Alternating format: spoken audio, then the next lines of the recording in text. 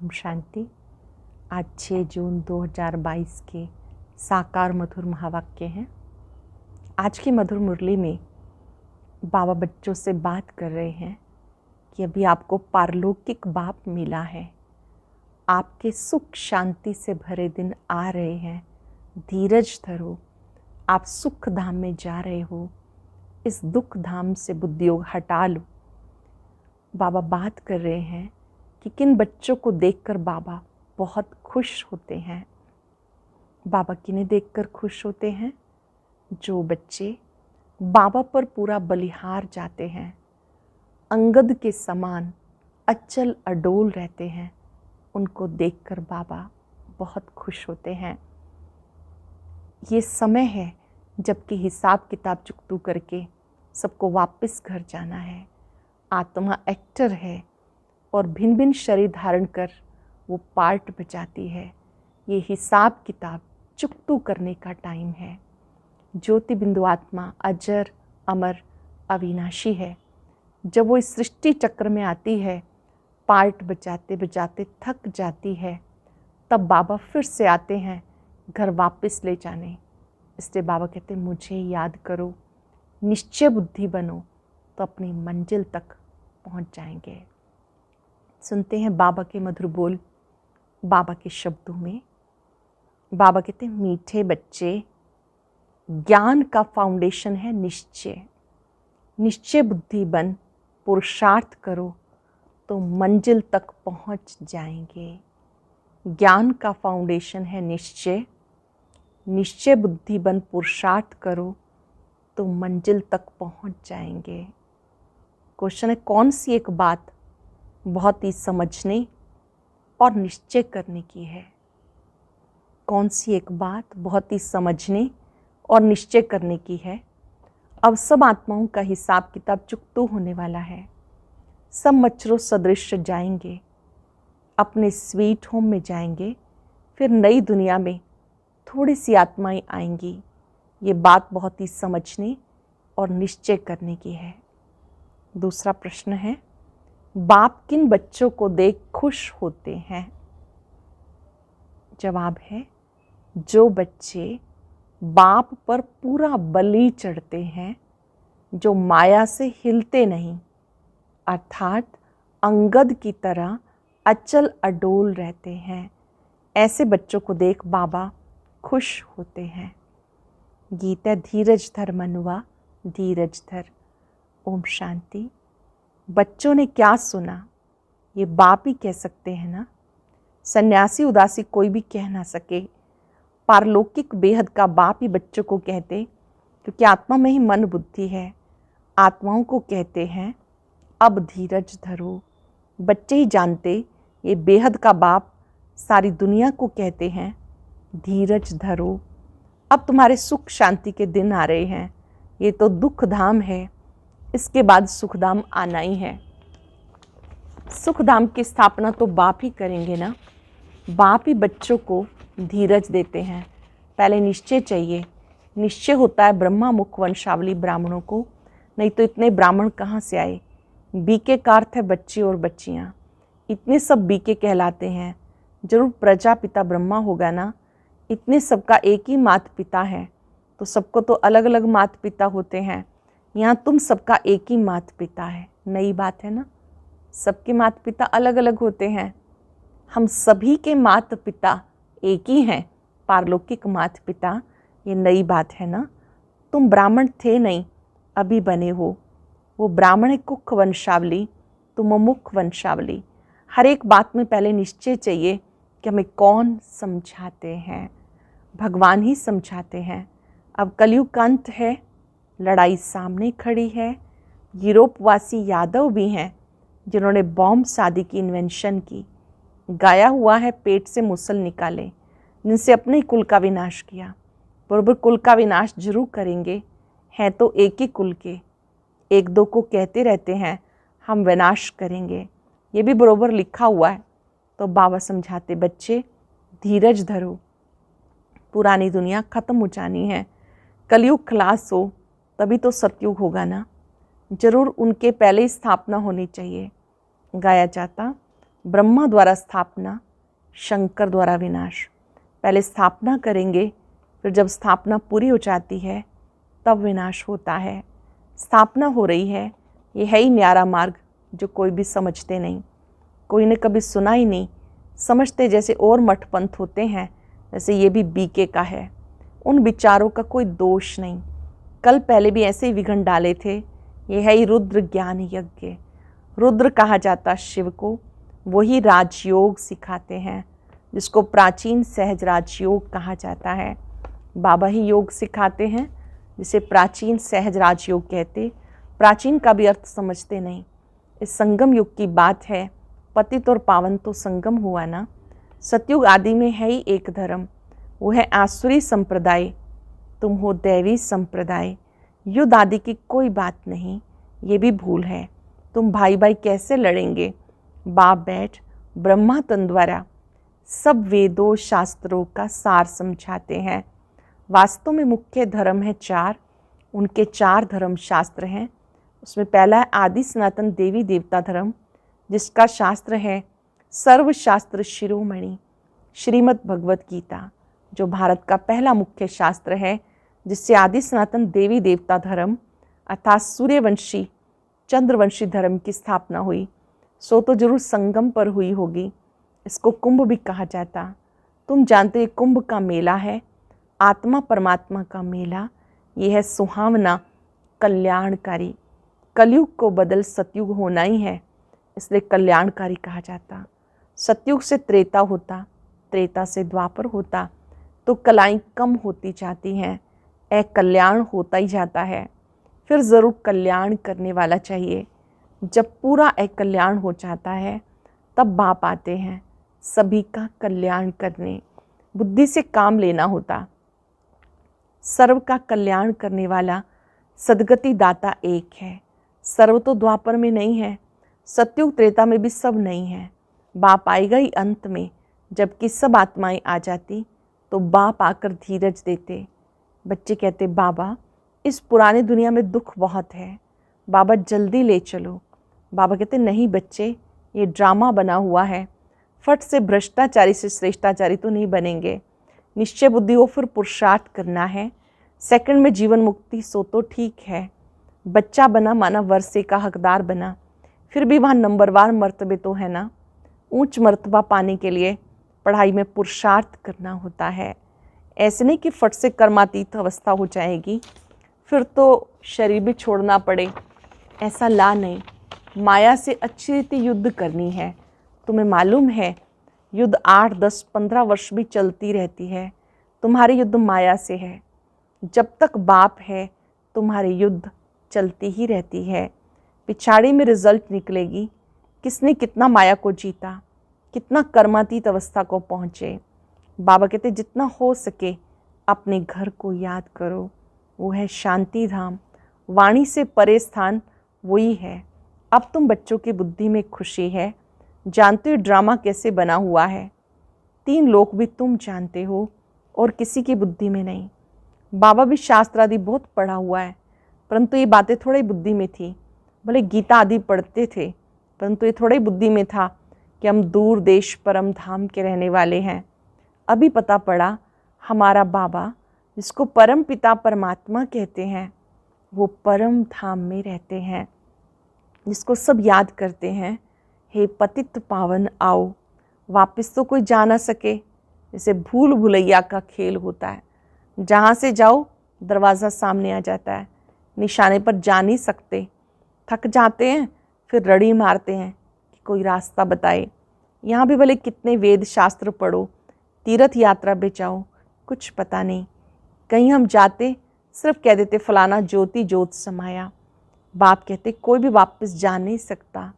नाटक जब पूरा होने पर होता है तो सब एक्टर स्टेज पर आ जाते हैं। ये कायदा है। जब नाटक पूरा होता है तो सब एक्टर स्टेज पे आ जाते हैं। सब उस ड्रेस में खड़े हो जाते हैं, सबको मुंह दिखा के कपड़ा आदि बदली कर फिर चले जाते हैं अपने घर, भागे घर। फिर भी वहाँ पार्ट रिपीट करते। ये फिर है बेहद का नाटक। अब तुम देही अभिमानी बनते हो। जानते हो हम आत्मा इस शरीर छोड़ दूसरा लेते हैं।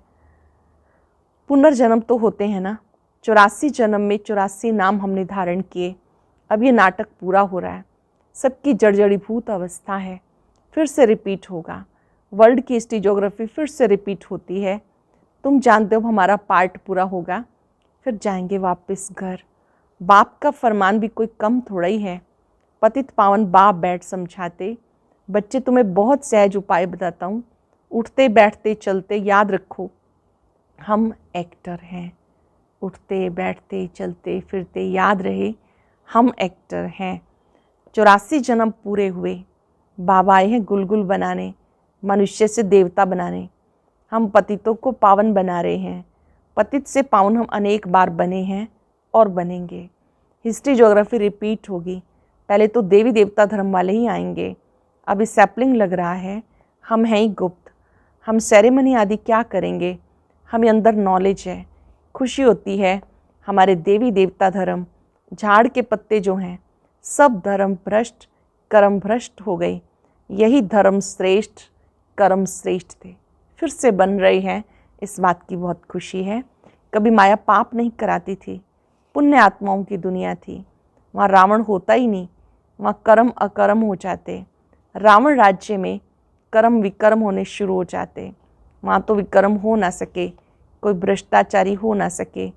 तुम बच्चे योग बल से विश्व के मालिक बनते हो श्रीमत पर। बाहुबल से कोई विश्व का मालिक बन ना सके। तुम जानते हो ये अगर आपस में मिल जाएं तो विश्व के मालिक बन सकते हैं, परंतु ड्रामा में पार्ट ही नहीं। दिखाते हैं दो बिल्ले लड़े, माखन बीच में बंदर खा गया। साक्षात्कार तो करते हैं कृष्ण के मुख में माखन। ये सृष्टि का राज्य रूपी माखन इस समय मिलता है। बाकी लड़ाई है यौवनों और कौरवों की, सो तो देखते ही हो रही है। अखबार में पढ़ा फलानी जगह इतनी बड़ी हिंसा हुई तो झट कोई ना कोई को मार देंगे। भारत में पहले एक ही धर्म था, फिर दूसरे धर्मों का राज्य कहाँ से आया? क्रिश्चियन पावरफुल थे तब उन्होंने राज्य किया। वास्तव में सारी दुनिया पर रावण ने कब्जा किया हुआ है। यह गुप्त बात, शास्त्रों में थोड़ी ये बात है। बाप समझाते ये विकार तुम्हारे आधा कल्प के दुश्मन है, जिस द्वारा तुम आदि मध्यंत दुख पाते हो। इसलिए सन्यासी कहते हैं कागविष्टा समान सुख है। उनको थोड़ा ही मालूम है स्वर्ग में सदैव सुख होता है। भारतवासियों को मालूम है, तभी तो कोई मरता तो कहते हैं स्वर्ग पधारा। स्वर्ग की कितनी महिमा है। जरूर ये खेल है, परंतु किसको को तुम नरकवासी हो तो बिगड़ पड़ते हैं। कितनी वंडरफुल बात है। मुख से कहते हैं स्वर्गवासी हुआ तो जरूर नरक से गया ना, फिर तुम उनको बुलाकर नरक की चीज़ें क्यों खिलाते हो?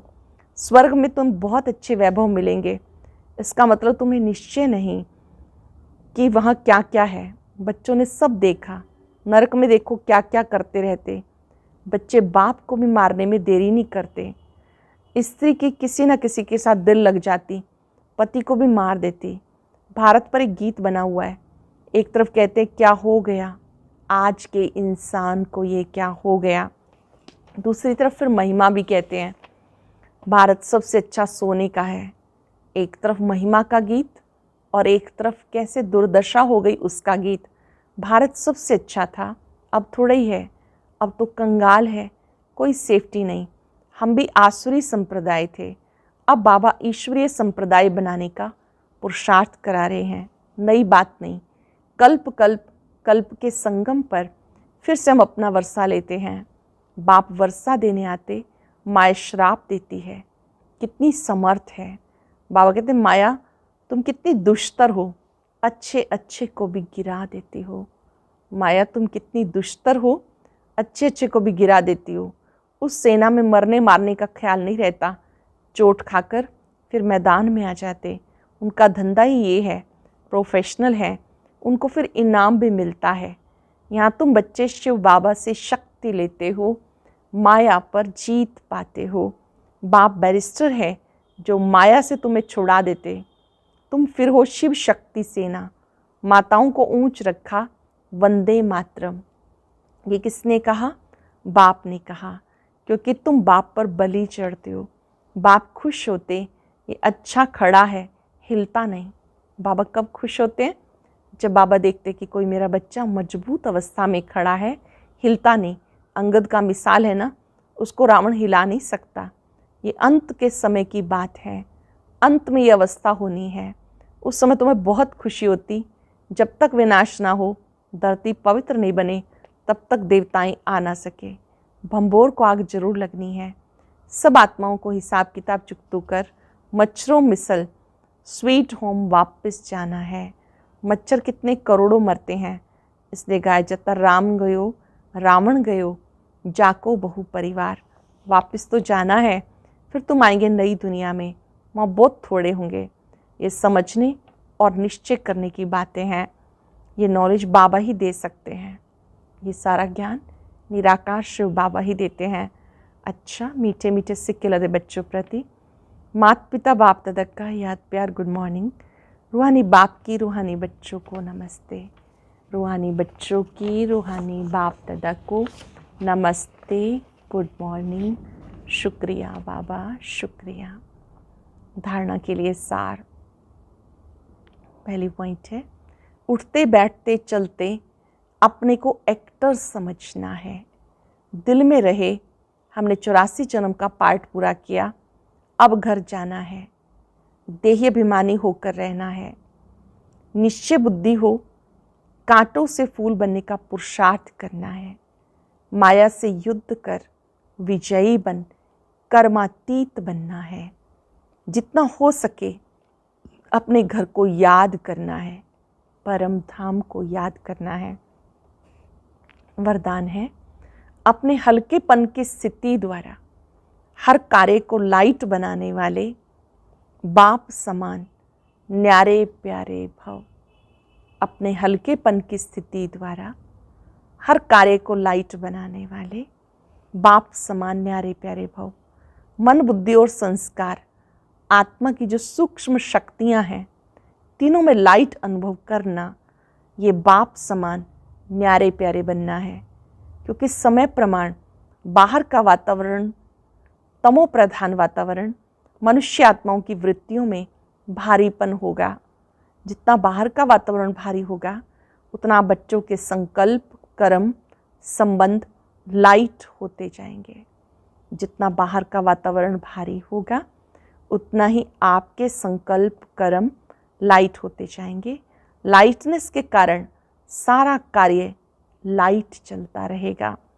कारोबार का प्रभाव आप पर नहीं पड़ेगा। यही बाप समान स्थिति है। जब आप हल्के रहें, न्यारे प्यारे रहें, ये बाप समान स्थिति है। कितना भी कारोबार क्यों ना हो, लेकिन आप थकेंगे नहीं, हल्के रहेंगे। स्लोगन, इस अलौकिक नशे में रहो, वाहरे में, तो मन और तन से नेचुरल डांस होती रहेगी। वाहरे में ये अलौकिक नशा रहे तो नेचुरल डांस होती रहेगी। आज याद रखेंगे, मैं बाप समान न्यारा और प्यारा हूँ। मेरे मन, बुद्धि, संस्कार डबल लाइट हैं, हल्के हैं। बहुत कारोबार होते भी मैं डबल लाइट हूँ। बाबा का चित्र सामने लाएं। ब्रह्मा बाप को देखें। ब्रह्मा बाप के नैनों से भी लाइट, मस्तक से भी लाइट, चारों ओर लाइट का आभा मंडल है। मैं भी बाप समान डबल लाइट हूँ। मेरे लिए कार्य खेल है। मैं हर बोझ से मुक्त हूँ।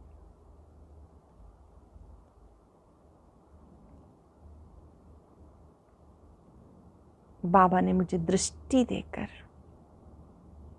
हल्का कर दिया है।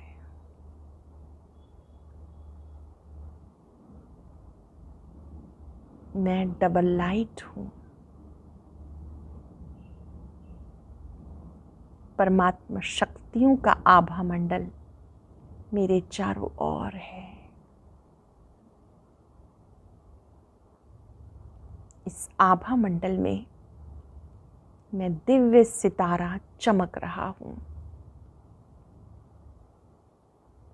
शुक्रिया बाबा, आपने मुझे डबल लाइट बना दिया। शुक्रिया। और अब सुनते हैं आज का अव्यक्त ज्ञान मोती। ये एक बहुत संस्कारितापूर्ण वीडियो है, जरूर देखें, कोई भी मिस ना करे।